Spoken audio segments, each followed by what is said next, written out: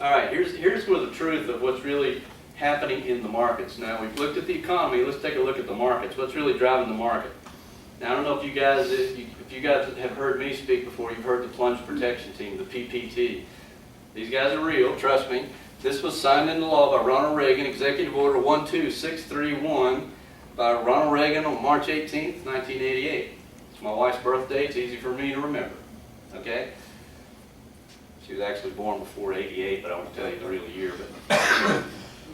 But what these guys do is they were given authority to basically run the markets. They're called the President's Working Group on Financial Markets. It consists of the Federal Reserve head, the Treasury Secretary, the head of the SEC, and the head of the CFTC. That's the Futures Trading Commission.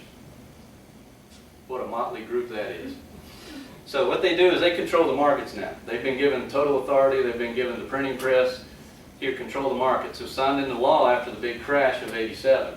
And the whole idea was, what can we do to prevent another 20% drop in the wonderful Dow? All right, that's what they do. Here's a chart showing some of the patterns. A lot of people don't believe these guys exist. A lot of people would question me on this. I'm going to show you what these guys really do. All right. Here's back in 2006 when Hank Paulson took over as Treasury Secretary. Suddenly the market just went straight up without even a hitch. And everywhere I've got a red line, a horizontal line right here, is when the market began to dip and suddenly came back. But the thing about this market, when you start to analyze it, is every time we start to get a rally, it's instigated by something the government does. It's not you and me out here buying stocks. Trust me, when the market, the Dow is like 14,000 and dives to 6,500 in a matter of a year. No one called me and said, "Hey Barry, I think the bottom's in. Let's buy some stock." It doesn't happen. No one. No one called their broker down here and said, "I think the bottom's in." No, everybody's hiding under their desk and just praying that they can hang on to the last couple dollars they got. No one's buying stock. But the Plunge Protection Team does. Why? Because they print money for free. Okay? So you can go back and look at a list of every time the market has rebounded, it's always something the government's doing, whether it's TARP or saving Fannie and Freddie Mac, and so on and so on. And by the way, while I'm just talking about Fannie and Freddie, Fannie and Freddie, of course, subsidize the mortgage industry, right? And they actually still trade stocks, believe it or not, even though they lose $10 billion a quarter and they have no chance of ever making any money, ever again. But one of the little tricks they use is they have derivatives, and the derivatives go down, down, down.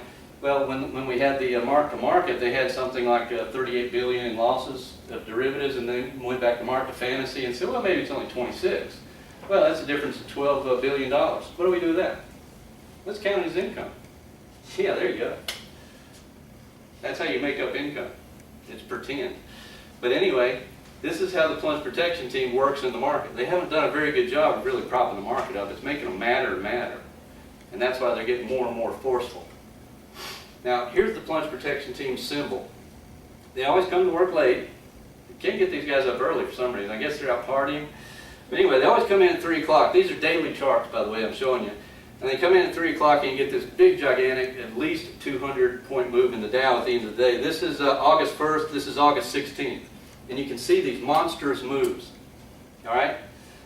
So keep your eye on that. Now, again, in August of '07, my newsletter that I wrote, the title of it was Coup d'etat. All right? That's what I was telling clients in August of '07. Federal Reserve's taken over. Don't worry about it. Everything's under their control. Now, here's February 22nd. Remember that pattern I just showed you at the end of the day? It shoots up. This is February 22nd, 2008. This is the Dow. Now remember, 2008? You guys want to think about that a minute? What were we doing in February? Going straight down. Everything was going to heck in a handbasket. And suddenly, at 3:20, the bugle sounded. And everything shot way higher. All right? Now keep your eye on that pattern just from 3 o'clock. This is February 22nd, 3 o'clock. The Dow's up. Germany's up. Mexico's up. China's up. Commodities are up. No, wait. China's up. Wait a minute. What time is it in China at 3 o'clock Eastern Standard Time? Isn't it about 3 o'clock in the morning over there? What the heck made China go up at 3 o'clock in the morning? Does it matter? No, not really. Commodities were up. Energy was up, and Antarctic was even up. Okay, there's no Antarctic index. I just drew that. But if there was, it would have been up too. My point is, it doesn't matter anymore. They buy everything. Okay?